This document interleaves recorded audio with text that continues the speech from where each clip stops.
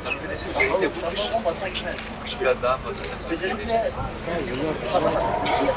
Hangi?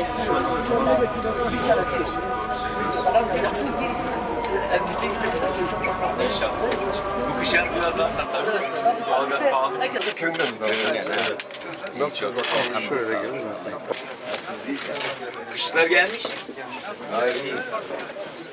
Nereden geliyor? İstanbul. Gel. Oraya bak. Gel. Ne var ne yok? İyisin. Kızım.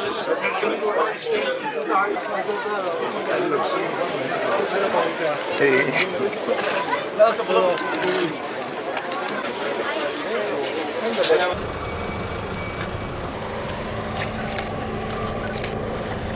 Abi bunlar nereye gidiyor?